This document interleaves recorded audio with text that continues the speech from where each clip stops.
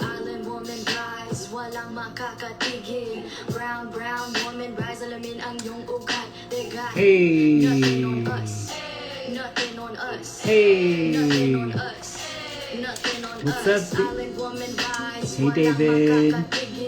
Brown woman Welcome. rise, alamin ang iyong ugat. They got nothing on us. Enjoying some Ruby Ibarra as we are waiting for DJ Kuttin Kandi to join. Hi, Hiding. Welcome. Thank you so much for joining. Sending love to Minnesota.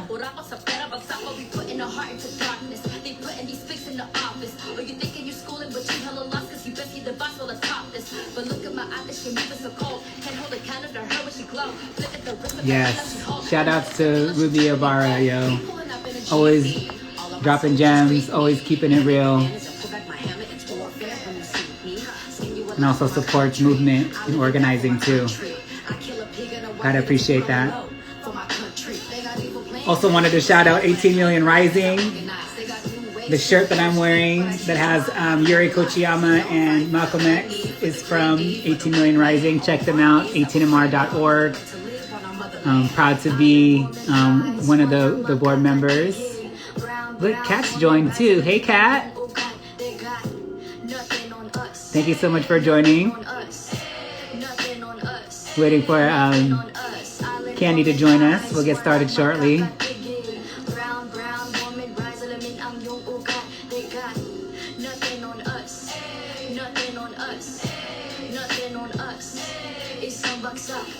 Hey, Isang Baksak, yes.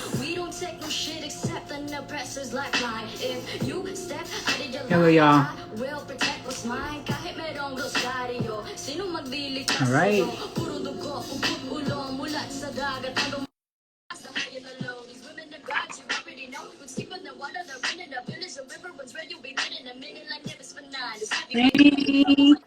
Hey, Kandi. You playing the right song right now. Look, I said, you know what? While we're waiting for DJ Kuttin Kandi, let's lift up our sister in struggle, our comrade, Ruby Ibarra. Shout out. Best song to play in my entrance. Yes, and it's called and it's funny enough called Us. That was Us by Ruby Ibarra. So welcome, Kandi. Hello. Hi. So good to be on live with you. Likewise. Thank you so much for joining me, and thank you so much just for your continued energy and spirit. I feel really grateful to be in community with you, and even more grateful that you are willing to be on this conscious conversation right now too. Me too. I'm honored you asked me, Greg. You're such a firehouse. You always inspire me, so I was inspired that you asked me to join you. Awesome. Well, it looks like we got some more folks joining. I know other folks may be watching this later, but in case you don't know, a Conscious Conversation is a project of Can't Stop, Won't Stop Consulting, where we talk to some of the fiercest organizers, the fiercest people, the fiercest human beings out there about a variety of topics. And today's topic is called Building Solidarity and Finding Hope in These Unprecedented Times. So we have a lot of different things that we'll probably want to mention and lift up during this conversation. But super excited about having DJ Kuttin Kandi join us.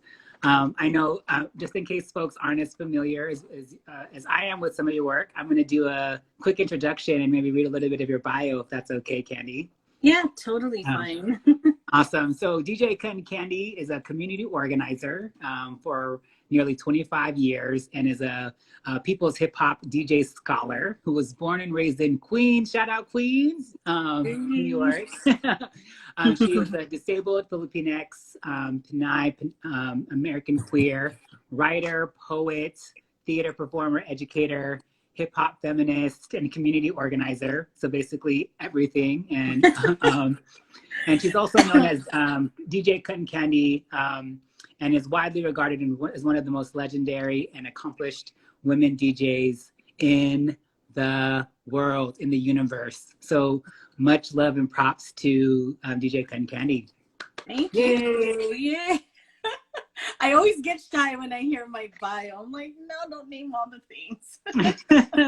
No need to get shy. I think it's beautiful that you have that kind of experience. And I think it's important because I think sometimes when we're in organizing, people see us only as, you know, the particular role or like the issue that we're lifting up, but we bring so much of our experiences and of the things that we have done to this work. And so for me, especially as I've gotten to know you more, especially over these during the pandemic, I continue to learn so much about you and want other people to really know that how you're grounded and what really brings you to this work. Oh, thank you for that. That means a lot to me, especially coming from you, who I look up to tremendously. Like, we're gonna be here giving each other love all day long, all this hour. That's what we're gonna be doing. But that really means a lot to me, for real, because I think you're a phenomenal organizer. And for me, you know, I still continue learning, even with some experience in my life. So awesome. So I guess one question for you. So I guess my first question for you is, how would you describe who your people are? Yes, my people. I there's a lot of people in my life, but I think it's the people who show up for me and I show up for them every day. The people that show up every day. You know, oftentimes, whether it's the people who I organize with, like the revolutionaries, freedom fighters, people who are always willing to put it out on the line. But I don't ever necessarily even mean people who go out to actions and organizing in that respect. I think organizing in its most deepest way, behind the scenes, who show up in my life all the time, who I know got my back, who cry with me, who struggle with me, who's seen me through my worst times, who's been with me through the hardest times of my life. Those are the people who are my people, because I know that we've got each other's back like nothing. So those are my peoples. So, you know, I feel like as you were talking, I'm thinking about this, like the pandemic that we're in, right? And the fact that we aren't able to spend as much time with people in person, or at least as like in the same intimate ways that we maybe would have did before the pandemics that really started hitting. Even in these times, like how are you building with folks, and how are you maintaining relationships with folks, and how are you kind of making up for the fact that you aren't able to see as people spend that kind of time in person as you normally would be able to? Oh yeah, it's been hard, you know, especially for me. Like I have depression and anxiety, and a lot of those things I've managed throughout my whole life. And you know, sometimes when I go into some, you know, depression episodes, it can kind of be that thing where you isolate yourself. And if I don't see people, I could go into isolation. You know what I mean? So for me, I just have to stay connected to people. That's why it's really important. There are times where I know I need to give myself space, you know, but I think staying connected is just making calls even when I don't want to, you know, talking with people who are going through the same thing, people understanding my own boundaries. When I have 2 children who have disabilities, one of them a Down syndrome child who has a heart condition. I have a heart condition, and people who know that about me and can respect that I can only be at this action for like 30 minutes right now because I can't be here any longer, because the more I stay, the more at risk I will be. And I'll bring that back home if I get COVID out there, and I'll bring that back home to my child. So those are things I have to think about, and about how I stay connected to people and still be part of the movement work. And a lot of that is not always in that front line. Sometimes a lot of times it's behind the scenes, coordinating and organizing and politicizing and getting folks activated just as much. Definitely. I mean, I think that's an important thing to know, because I feel like when people think about organizing or taking action, that it always has to be in the streets, always has to be at actions. But we know that there are a variety of ways to be in community, a variety of ways to show support. Can you talk about what like in literal ways, like what that could look like for folks who maybe have a little hesitation to maybe being out in the streets, but still want to show their support? Yeah, thanks for that question. I think people with disabilities have been doing that a long time, figuring out ways to be contributing. And actually, there's toolkits that a lot of the disability justice organizers have put together. I think it was like 100 ways to contribute to organizing movements. People who have put that out, so it's out there. You just easily Google that. Leah Lakshmi is behind that. I know Kate Barrett's been behind creating a lot of those modules. So there's definitely folks who can talk about so many ways to contribute that it's not always out of the front lines, although people with disabilities have. And they continue to do so. There are times I navigate when and how I do that. And other ways is like how we politicize folks, right? We get them activated like through our People's Town Hall that we started. I think educating the masses so that more people can come into the movement. Organizing is literally about bringing more folks into the movement. So it's not, doesn't fall into this like saviorism mentality and Marxism, where we're really about building more folks in, and that it can be collective, so that when one person can't pick up, and that someone else will pick up the work as well. You brought up the People's Collective for Justice and Liberation, which of course we are both co-founders, and I think this is an interesting opportunity to, now that we did our 6th town hall, right? We started in March.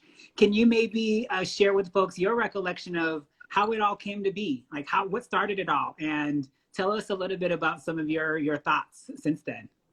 Oh yeah, I love talking about us and how we began it, because it's really remarkable, like where we are now. We had no idea this was going to continue on, and it's going to becoming this thing. Like, I think, knowing you, knowing your work, and all the phenomenal things you have done. And I remember thinking like, dang, there's so much going on right now, COVID-19, a lot of anti-Asian racism happening. We really need some conversations happening. And I remember a couple of years back when Asian for Black Lives popped up, and there was a big town hall, like a good forum, and a huge amount of people that came to that. And I said, we need something again. And I was like, oh, let's, who else but Greg?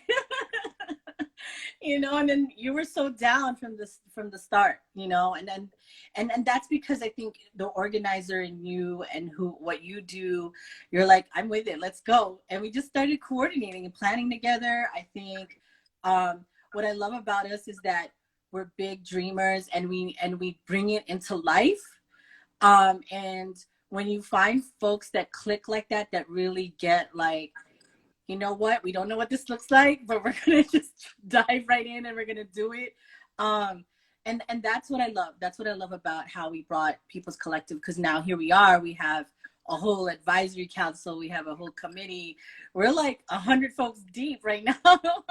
And then we have this extension of the University for Justice and Liberation now, and collaborating with Dr. Robin Rodriguez at the Bulletin Center at UC Davis is actually really a dream come true, to be honest, because as a non-degree person, and I know I talk about this often, but I think it really matters, that there are professors who really get it, who really understand like that their organizing work is a scholar work, and that people that really understand how ethnic studies, how schooling can really look like as an education, which Dr. Allison Tintianco Kubala said just yesterday and the other day in class. And it's really all about like our community scholar work and bringing folks together and how we can create schooling. And we had no idea we were really going to be teaching it, but here we are, Yeah. So it's just been a blessing to build this with you and create it to where it's at now. And we really have no idea where else it's going, but it's blowing up. And I think the fact we have a great team, amazing organizers on our organizing committee. We have so many amazing people we've been meeting along the way and bringing in folks we've known and strengthening those relationships too. Absolutely. Speaking of UGL, I wanted to give a shout out to one of the folks in our collective, in our instructor collective, Kat Nasal. I also wanted to give a shout out to Ash, who just joined, who's on our advisory council. Sending you so much love, fam. Love you, Ash. Oh my gosh. And if you don't know Ash, you should know Ash and the work that they do with the Highlander Center and the Movement for Black Lives. Ash is one of the co-organizers, who is sharing space with us as a member of the People's Collective Advisory Council. And then I think I also want to lift up too, Kandi, one part of the origin story of the People's Collective that I think is super important is also the politic and the particular framework that we bring to, or that we wanted to offer, and the intervention that we wanted to offer, right? The reality was, as there was an increase of anti-Asian racism and violence against folks in our communities across all ethnicities, it was clear that two things were happening. One, there was a narrative that, non-Asian people of color weren't standing with Asian Americans who were being impacted, and that the first thing that people were wanting to do was call the police. And so for us, we were like, okay, this is not a true narrative, or this is not the narratives that we know and the experiences that we have in our communities and the work that we've done. So how are we going to make sure that people know that there has been transformative cross-racial solidarity, and that there are folks who have been able to build with folks to understand that police is not the answer to our safety, and that our safety is, and we keep us safe, as some folks say, and that there was this demand for defund the police. And so I wanted to just name that too as part of the origin story, because, even from the beginning, we had that sharp and that clear of a clarion call, and that sharp and clear of a politic that we have continued to hold on to in all of the town halls and programming and work, and even in the UJL, right? That's been an important part of that. So I wanted to name that as well. No, thank you for that, because it's so true. I mean, we needed to have this kind of framing for our work, and people that aligned with those values, because we didn't want to put on this other false narrative that continues to play out, and the framing in which we want people to come into this work stemming from that. So that is exactly where we were, and that's exactly why we build with the folks who we're building with, including you. For sure. So I kind of want to talk a little bit about like along the lines of defund the police, that as a demand, and even as along the lines of just talking about abolition. Can you talk a little bit, because I know that you identify as an abolitionist. Can you, maybe for folks who are newer to that, can you share a little bit about, for you, what you believe abolition means, and how you've tried to live out that in your work and your organizing? Yeah, good question. For me, I'm always conscious of the term abolition, because I've learned from Black movements and Black revolutionaries, freedom fighters, Black feminists, Black abolitionists. And for me, it's modeling after how I follow their lead in the work that I do and how I build solidarity. It's a framing that I know that centering Black lives and those who are most at the margins is important for me. So like starting from that principle is important, because I don't want it to be another movement that folks co-opt, but understand how we can still have an abolitionist framing. So that's how I do my politic and my work and my principles. It's centered with a Black, queer, non-binary, very intersectional lens. And then on top of that, in terms of abolition, it's knowing that I want a world free from cops, policing, borders, prisons, all of those things.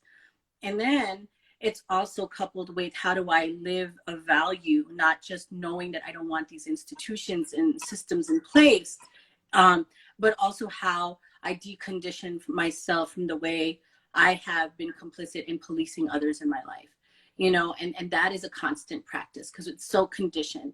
So that means is really seeking really transformative justice interventions in my life.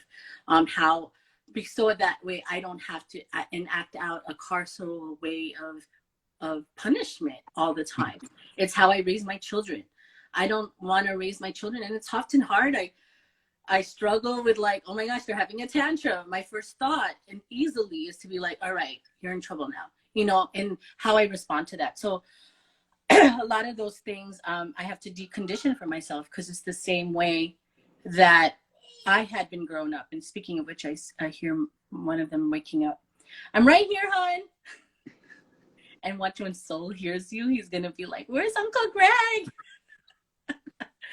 Oh my goodness. But yeah, I mean, it's definitely how I understand how myself. It's not just this outside entity of systems. It's actually the what I've been conditioned with these systems in myself, how I'm replicating them. So really questioning, exploring the ways, and reflecting and challenging myself to do away with policing and police culture. So you used another term that I wanted to kind of dig in a little bit to. You said transformative justice, and I feel like that's another term that I hear a lot of people kind of throw around. Can you share a little bit more about what transformative justice means to you? Oh wow, so much. Yeah, so much for transformative justice. It's really looking at, again, that abolitionist framing. It's the way we can navigate a culture where we are creating a culture of accountability, and what that means is fostering a life that is trying to imagine it already free from this idea of accountability that's been so stemmed in a state of policing, a state of punishment when someone does wrong, and acting as though we are innocent from flaws and faults and things like that. We've all caused harm. I've caused harm. There are things I think about that I've done in my early 20s that I wish I hadn't done. And I look back like wishing I could go back to that time. So none of us are privy from causing harm. To think that we're not really being truly honest with ourselves. So to understand that knowledge is to then think about the ways we can create a culture of accountability from its very, very instances that we can take witness to as before they fester and grow and grow and grow, and creating that culture of accountability that intervenes within it before it even festers and grows. So what that means is creating little these communities in your own spheres of folks you can call on when you are in need, when someone's done harm upon you or harm upon others, who you can call on. And you could see examples of that. I think about that as I was young, and I recently talked about this. You know, and I really started thinking about, like, oh my gosh, this is what my family was doing without me realizing it. Well, there's been family members who have been harmful, and my first thought when I was a young teenager, because I didn't feel like anyone was responding the way they should have responded, and of course was like, oh, maybe they should call the police, you know. And I was like, and I started thinking, like, my family didn't want to call the police. Although I did have instances when they did call police on me. So there were certain instances where there was these play-ons of contradictions where the police wasn't called on one family member, but yet there was police called on me at one point. So there's these little weird contradictions that have happened. But I think my real, I guess what I'm trying to say is that there are moments that in our own families where we've tried to figure it out on our own without having to rely on these systems that were in place. And how do we count on our own community, our own neighbors, our own folks that are within our spheres who we can call upon to before it even festers to this growing thing, and then it creates this whole dynamic of something even much more worse than it was in its early instances. So, you know, transformative justice is in many spaces. I do know that from learning from folks that it isn't easy. You know, every situation is different. Every person is different and it's like, I guess there's no one-way pathway. There are many templates than there was 10 years ago when folks first really began talking about it, even before then. although people have figured it out in their own communities and homes for a long time. But now there's a lot more tools and resources to look to really understand what does transformative justice look like to me, my own home, my own families, my own communities, to figure out what are our methods. I know for here in San Diego, folks are thinking about that even more intentional. Alternatives to 911.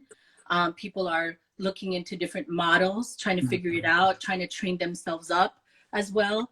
I'm being pulled into other additional conversations. So I'm really excited about that. People are really thinking through these things. Yeah, no, I really think I really appreciate you sharing that, because I think, in a moment of vulnerability now, I think that people assume that you jump to that politic, you jump to being an abolitionist, you jump to being in pursuit of transformative justice. And that's not the case, right? It takes political education. It takes being in community with directly impacted and marginalized communities, particularly Black folks, particularly Indigenous folks, particularly our lesbian, gay, bisexual, trans, queer, two-spirit, intersex, asexual, agender, and plus folks. And I'll just say for myself, while I identify now as an abolitionist, that's not how I've always identified. And that it took seeing and experiencing being a part of some of these systems, or seeing the impact of some of these systems, for me to start to fully understand that, and to build these genuine relationships with folks. And so I think this is also a message to folks that it's okay if you don't understand all of these terms. It's okay if you need to ask questions, or lean on folks to kind of get a better understanding, and that it's a process, right? And that, if you want a book, if you want a video, if you want a podcast, there are a variety of things that we can share. But I think, especially in this moment, I've been feeling a lot of people being like, okay, well, I need to be out in the streets, or how come I don't understand why defund the police and not this other demand? And I think it's okay to lean into or be in the uncomfortability, and to understand why do we question some things?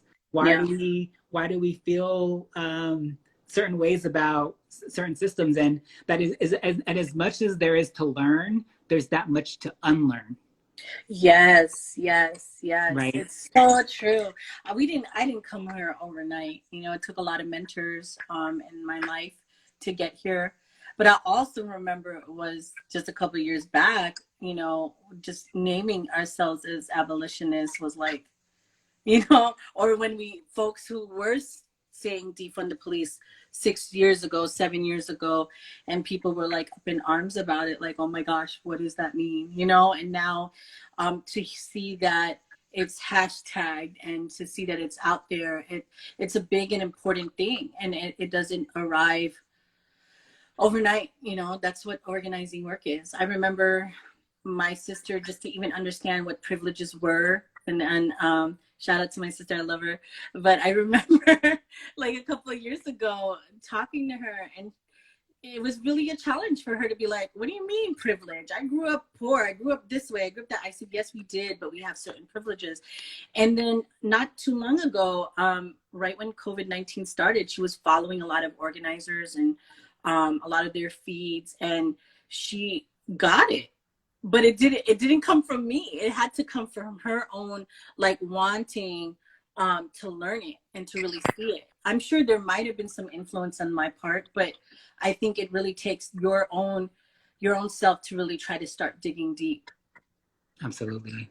Yeah. I think just on this thread of how I want to just kind of underscore what you said, because we see defund the police, because we see Black Lives Matter trending, it took a lot of work of organizers on the ground that probably won't be shown in the media, that probably don't have so many followers on social media to get to that place. And that I think it's a responsibility for other organizers, and even folks now who are entering into the realm of social justice, or to be mindful of that, but to also ground ourselves in how are we going to be able to continue this? How do we actually engage our family members, our neighbors, our teachers, our classmates, in continuing and building off the strong foundation that folks have built before us, even if we may not necessarily know who they are, because we are because of them.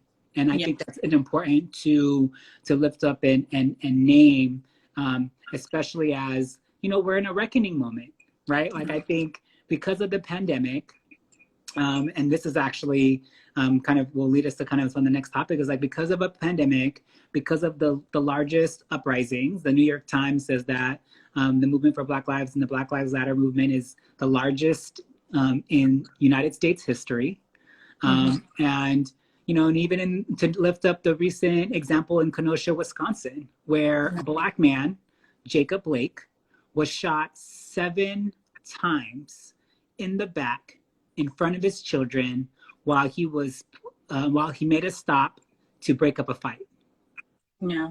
And I just want people to hold that for a second, because if you think about this, these officers did this knowing that people were likely videotaping them and that they were likely going to be in retweeted videos across the sphere, the social media sphere. And so if this is how police and people in the system of police act when they know or have an idea that people are watching, imagine what police are doing when they think no one is watching. Yep. So much facts right there. And so I just wanted to just kind of have another sobering reminder that just this violence is ongoing, and there is also a lot of violence that we never get to see because we, like, as Black, Indigenous, and people of color folks, we face a lot of things that some people don't necessarily warrant as, you know, social media worthy or Twitter worthy or TikTok worthy, but impact our experiences and impact our ability to kind of to live and be free in different spaces.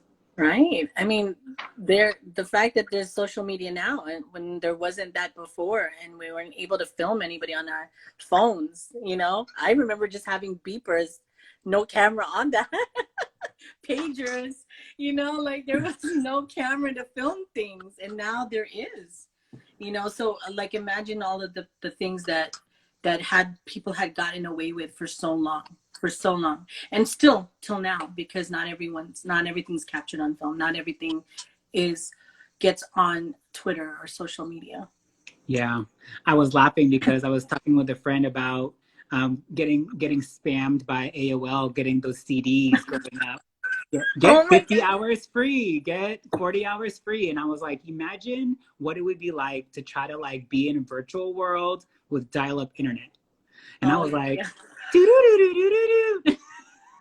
I am so dying right now because that was literally my life when AOL existed.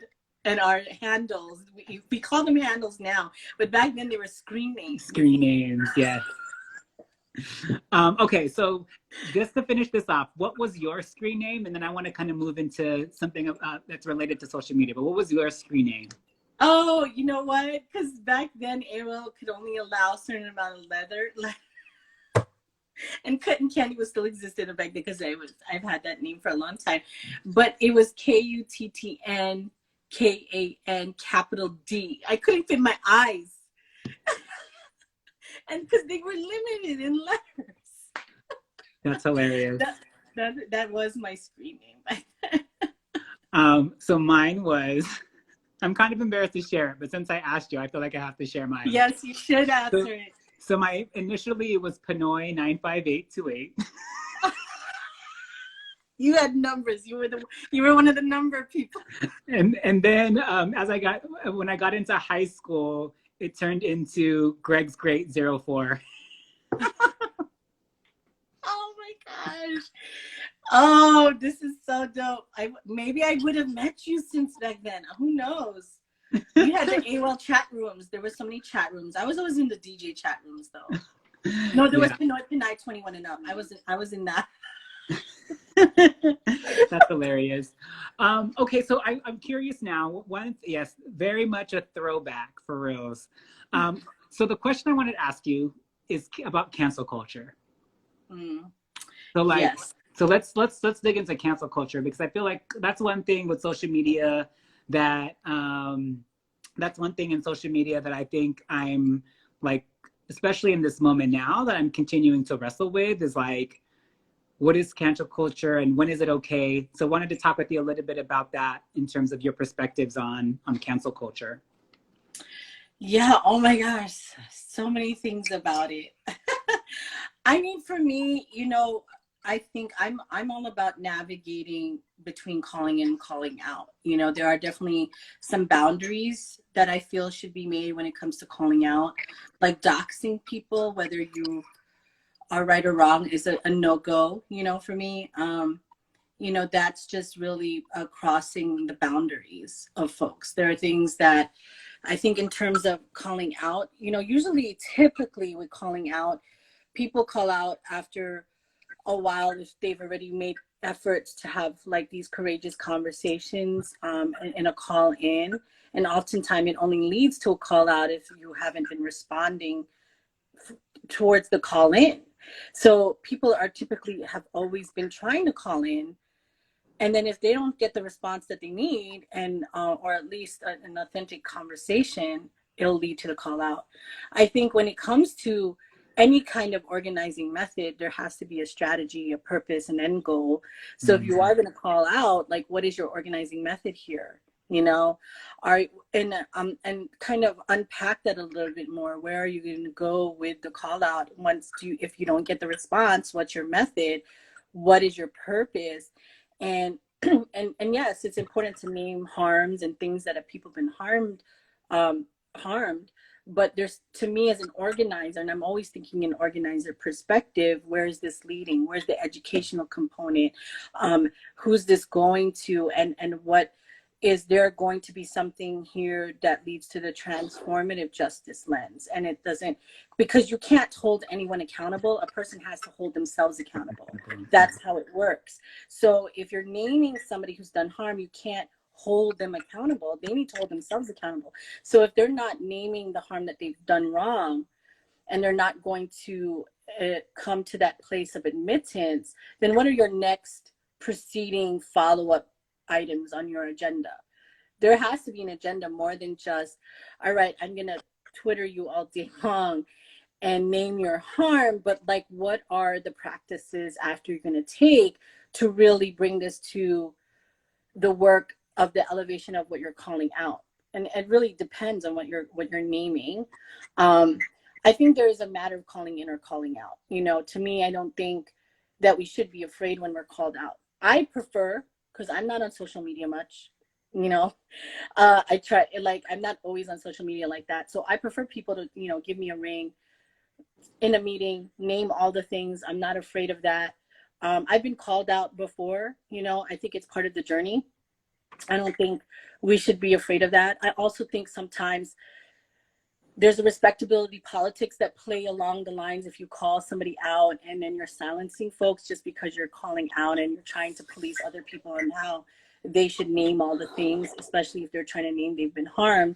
But I also think that the person on the other end can replicate some carceral kind of problematic ways when they're calling out. So I think it's really a matter. Each situation is different, again, and you know, it's hard to pinpoint exactly what the scenario is if I don't know it. But I will say that, one, I don't think we should be afraid of getting called out. I think I've learned my best lessons, to be honest, being called out. I've learned that people have tried to call me in, and then I ended up getting called out because I wasn't listening. I wasn't tuning in. I wasn't being reflective of my actions. And it took someone's labor to call me out. You know, to call someone out is a lot of labor, to be honest. Not everyone wants to do that, because then you're going to be attacked too by everyone else for calling out somebody, especially if you're calling out like a really known person. You know, that person has their own set of fans and friends that protect and defend them. So no one wants to go out of their way to do that. But I think that there still has to be some kind of strategy there, some kind of organizing method for me. I don't think otherwise. I remember not too long ago, somebody wanted to call somebody out, and I asked them, I said, I'm supportive of you, but is this also just for your own ego, or is this serving a purpose for something on the other end of it. Like, what do you want out of it? And if it's for that, then I'm supporting it. You know, if it's for your own ego, then I have to question it a little bit more deeper to understand where you're coming from. So it's not a hard no for me, but I need to dig deeper if I want to support somebody. So it's really a matter of gauging, to be honest. Every situation, every scenario is different when people call in and call out. But I'm not afraid of it. I think the time that I am is when it starts getting to some kind of cyber violence, which does tend to happen. And we have to be mindful of when we're over, you know, again, going into some kind of policing ways of being. It's another form. If you are going to the extent of doxing somebody's homes, lives, families, then that's really just another level. That is not no longer call out. That's like legit harassment. Mm-hmm. Yeah.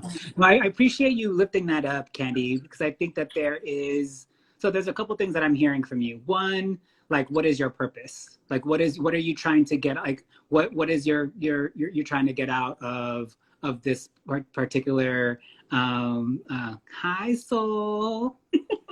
Hi, best friend. You just woke up and heard your voice. Yeah. But I think it's like when we think about cancel culture, we're thinking about like, what is our, why are we doing it? What are we trying to get out of? What is our goal? And I also heard you say like what is your strategy? Like what's like, if you're gonna call someone out, do you have a set of folks who are gonna back you up? Are you gonna be building something around this particular ask? So I think that was important for me. I also want to lift up, or at least what I heard is like, there's also a difference between like canceling and calling out a corporation, like an individual who's like an influencer or a celebrity, or someone who's like a comrade or like a friend or someone who's closer in kind of relationship. And I think when I think about these things, we have to also, as I think about cancel culture, I also say like, it's important for us to remember like, well, do we have a relationship, and what is the relationship like? Is there another way, or to your point, another way or different kind of way of talking with this person about some of the challenges or the concerns that we have? Or is it something like, is it someone like the Goya CEO saying something that is offensive to folks and in support of someone who is literally attacking our communities, and folks saying we're going to cancel like buying Goya products, even though for many immigrant families, we had a lot of Goya seasoning and products growing up in our households. And so I think there's a balance and there's like nuance there, but I worry though, that sometimes people don't think it all the way through. And that it ends up causing more harm, and in some cases is like has a reverse effect or impact than what they were anticipating, and they aren't prepared or ready prepared or ready for that. So yeah, I wanted to note that as well. I agree. I mean, it's sad to me when we can't really make efforts to have these courageous conversations and leap for the call out right away without trying to make those attempts. But typically, I'd like to believe that people make those attempts, and if they don't respond, then that's when they get to that. There is importance in naming the harms, but again, goes back to the strategy, goes back to the relationship, what kind of relationships you have that can, you can really think about, maybe I should call this person first, you know? Yeah. I'm reading a note that our chat that a good friend Matias of mine, who I met in college, they wrote, "Cancel our oppressors' culture and promote healing culture in the community." Yeah, yeah. That's ultimately transformative justice, really. You know, you want to create and foster this culture of healing before it even gets to this point of oppressiveness. Hi, Soul. So I want to ask another question now too, Kandi, because I know that hip hop has such a huge impact and influence on your life and in your work as an organizer. Can you tell us a little bit about your entry point into hip hop and like how that continues to be an influence on you and your organizing? Yeah, thanks for asking that question. For me, you know, being born and raised in Queens, New York, I've had the honor to like really be around hip hop growing up. And then also learning from a lot of the pioneers in hip hop. A lot of them are my greatest mentors, you know, and they've taught me from its early point about the origins of hip hop history, the culture, and how you must organize, organize, organize. Those are like three words they've literally always said, and how you have to give back to the community. So starting from those origins and what they've taught me, um, has been the foundation of my work. Even now, you know, hip hop's always about all about the freestyle, about breaking form, and about being in the cipher. You know, telling our stories, and so knowing, and then of course the fifth element of hip hop is knowledge. So for me, even now, you know, my way of organizing it has a very hip hop aesthetic to it, because it's all about breaking form, about, you know, about being in the cipher with folks and having flexibility, you know, not always being like, I'm definitely I'm one of those folks in the middle of being, you know, leaning into the structure, but also having the flexibility to adapt to anything that can happen.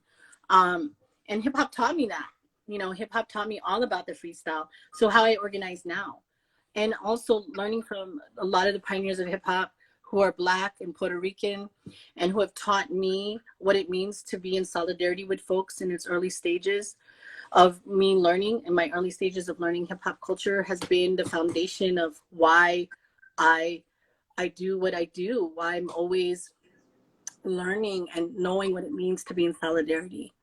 So those are my origins from hip hop culture, and having been a hip hop organizer, hip hop feminist. You know, also like talking about hip hop feminism. So, talking about hip hop feminism, you have someone like Joan Morgan, who coined the term hip hop feminism, who really taught me how to fuck with the gray areas. You know, when you read her book, When Chicken Heads Come to Roost, it was like, it spoke to me, the layers and the complexities of hip hop culture. Like I could critique it, but also be like, one day I'll be like listening to, you know, a great joint by, you know, Dead Prez, and the next day I'll be with Cardi B, or maybe both at the same time. You know what I mean? To me, it's about like the way hip hop has, it's like the life we have now. We're always, as long as we're always under capitalism, and you know, we're always going to be within these contradictions, and how we challenge these contradictions within ourselves and in our communities, and make room. Because to me, intersectionality, while it's definitely about the intersections and its intersections of our identities and its relationship to power, but to me, intersectionality is also about the ways in which we look at the diverse ways of our being, you know, diverse ways of our thinking, the diverse ways of how we be, live, and breathe. And a lot of times it's within these contradictions, you know, a lot of times it's within the complexities of who we are. And to me, that's part of intersectionality as well. You know, like a new book has, you know, came out called Hood Feminism, you know, and so me, it's like really, you know, or even you look at Brittany Cooper's book on Crunk Feminists, it really breaks down like hip hop not just being this one thing or another. Again, breaking free from the binaries all the time. We need to. So to me, that's what hip hop is. It's always about breaking those kind of forms. Definitely. Well, I wanted to give a quick shout out because I'm an aspiring b-boy. Like that, Yeah. that was my entry point to hip hop.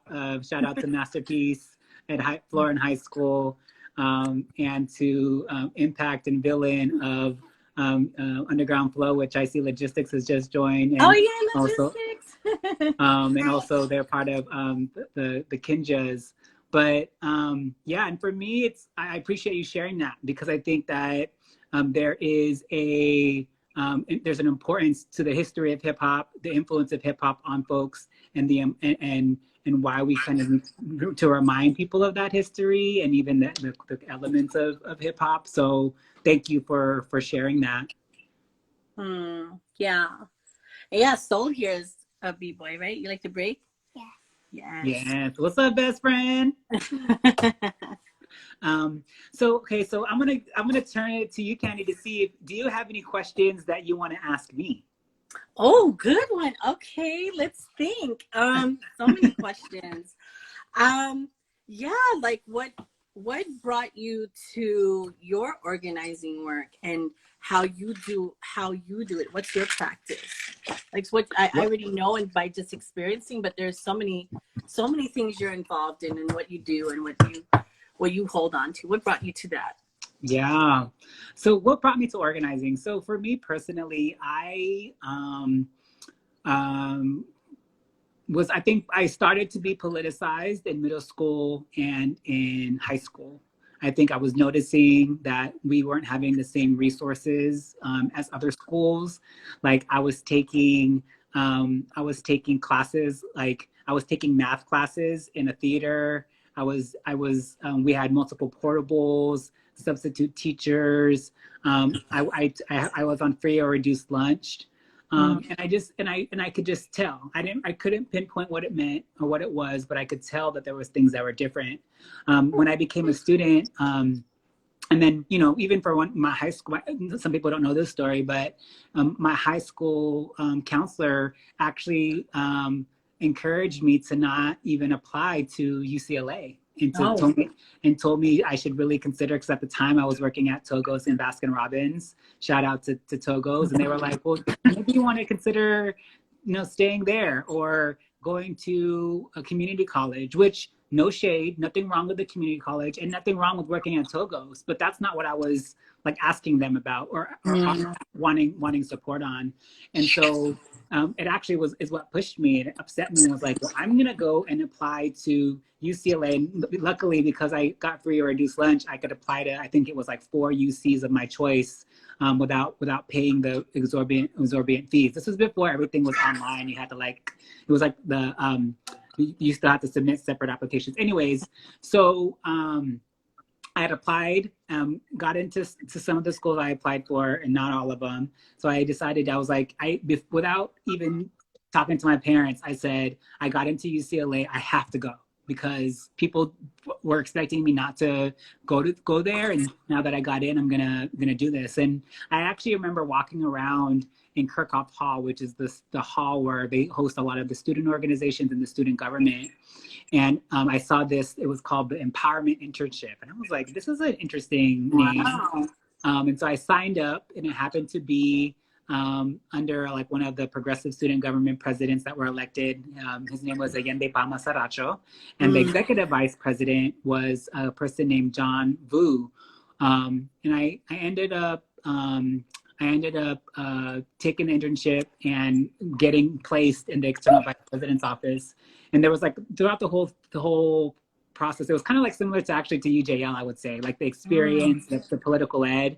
And they talked about the military industrial complex. They talked about how zip codes determine how schools were funded. And I literally saw before my eyes, like why my schools and the schools that were in my area were underfunded, were the ones that and it was not a surprise that they were mostly people of color with Black and Latinx and Southeast Asian and Pacific Islander. Like we had really, I grew up, I had the chance to grow up in really diverse places. And that's what politicized me. I said, you know what, I'm gonna organize around education access. I'm gonna organize around education affordability and equal access to resources, because I grew up in a neighborhood, in a place that didn't have that, and I was one of the lucky few who was able to make it to advance to a 4-year move out of my hometown. But not everyone had that chance, and not because they weren't smart or talented, but because we just had unequal access to resources. And so that experience with that counselor, that experience, and being opening my eyes to the inequities in resource allocation grounds me and fuels me in all the work that I do. And so and that's what brought me to the UC Student Association and the US Student Association, and kind of the inner.